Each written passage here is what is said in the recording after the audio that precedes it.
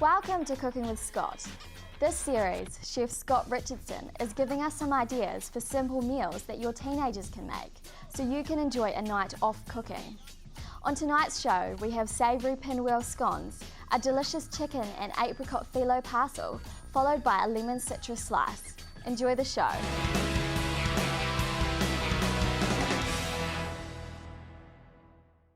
Hi, Scott here in the Q Kitchen. Welcome to our Cooking for Teenagers segments. Now today we're going to look at actually how we can get our teenagers encouraged to actually cook and be comfortable in the kitchen at home. And we're going to start off with some easy recipes and then progress them through to some more, not complex recipes, but definitely recipes that will take a bit of extra skill. So we're going to start off with a real good one today, which is a savoury pinwheel scone. So we've all probably had a savoury scone, so this is a way of actually getting that nutritional balance into a basic scone, and they actually don't really know it's there. So we're going to start off with our ingredients. So in my container here, into the bowl is going to go 3 cups of flour, 6 teaspoons of baking powder, and a good pinch of salt. So it's a standard scone recipe, and what I'm going to do to that is then rub in some butter. So all I've done here was just basically cut my butter into smaller pieces, so it's actually easy to rub in, especially with this wee bit of cold weather we're having. The butter stays quite firm, so we've actually just cut it a bit smaller so we can actually rub that into our flour mixture. So of course the main thing when we're rubbing in any fat into a flour mixture is you want to make sure that flour is actually incorporated and all the butter is actually mixed in with the flour. So we talk about having it to a fine breadcrumb stage. So that means that using our fingers and our hands, we're rubbing that butter in the flour mixture and making sure that all those tiny little bits of butter end up looking like little bits of fine breadcrumbs. So of course our liquid for a standard scone mixture is milk. So I've actually got my milk measured out here. So for this quantity it's around about a cup of milk, but sometimes you need to add a wee bit more, and that's to do with humidity. For those that didn't know, if it's a humid day there's actually more moisture in the air, so sometimes flour will actually take on that additional moisture, so you don't need as much liquid. So you often find when you're working with the flour you might not need as much liquid, or you actually might need a wee bit more. So you've got to be careful not to add too much. So our actual savoury filling today is diced red onion, diced tomato, and some little strips or bacon strips, which I've just cut into little strips. We're going to use some parsley for some colour, and we're also going to give it a wee bit of a zing with some grated Parmesan cheese. So I've just about got that to that stage where I can see that all that butter is rubbed in.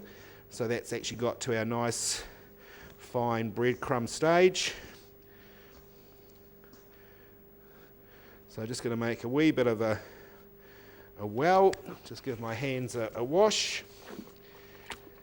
Now if you want to buy normal grated cheese you can, but I'm just going to use a little block of Parmesan, and I've just got one of the new, well they're not that new anymore, microplane, so it's actually going to give us a nice fine grating of Parmesan cheese. You could use just normal cheese if you wanted to, you don't have to use Parmesan. We're going to put a wee bit of chopped parsley in there, and again if you don't have parsley, chives would be nice in there. So just mix that Parmesan cheese and parsley through the dry ingredients. Back to that well, and in goes our milk. And using a knife, we're going to mix in that milk into our dry ingredients. Just remembering to actually brush down your knife because that still has a lot of moisture stuck to the end of it. Now I can see I need a wee bit more moisture in there, so just add a wee bit at a time, don't add too much because we don't want to end up with a wet mixture. Now if you didn't want to make these as a pinwheel, you could actually add all the savoury ingredients to this stage that I'm doing now, but I think these pinwheel savoury scones just look quite nice and they're a wee bit different, and you can actually see the ingredients you've added to the mixture more easily before you actually cut into them. So my dough has come together. I've already got my mixture there chopped up. So dusting of flour,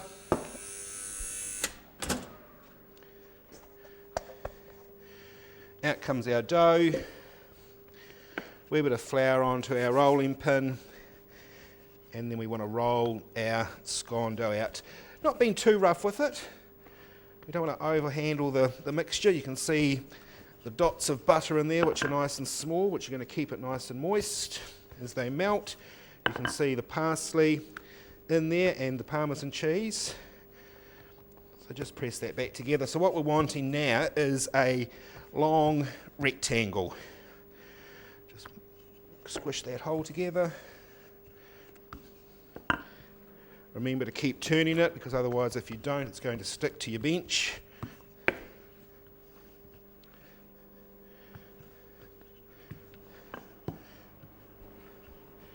So once you're about that stage, take your diced red onion. You could use normal onion, you don't have to use red, but again the red's nice for a bit of colour. We've got our tomatoes in there and our bacon. Just smooth those out, leave a wee bit of an edge at the top, but you can actually come down close at the bottom. Now you're just going to roll this bottom edge over and then continue to roll the dough up and then finish on that edge. I just squish down the edges and then I actually just cut those ends off just to give me a nice easy cut. We then get our tray, and I usually get around about 12 scones out of this mixture. They're quite a generous one. You could probably go 16 if you wanted to.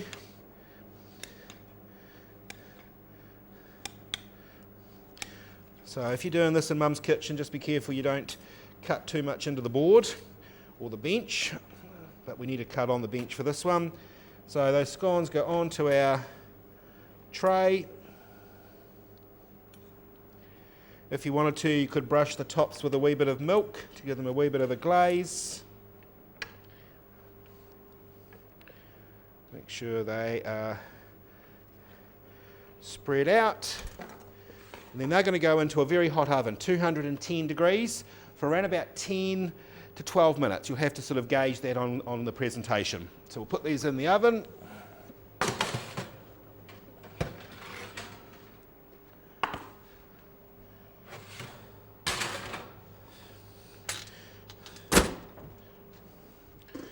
So I've just pulled out my batch I've just made in advance. So we're just going to give our bench a wee bit of a wipe. Of course, when we're working in the kitchen, we want to make sure we clean up after ourselves. So as young people, we like to cook, but we often don't like to clean up. But cleaning up's a big part of when you work in the kitchen. So here's our pinwheel scones out of the oven. So of course, we want to serve those with probably just a wee bit of butter. Butter's nice on a fresh scone out of the oven. So we'll just loosen those off the tray. So you can see all those nice savoury ingredients are popping out the top.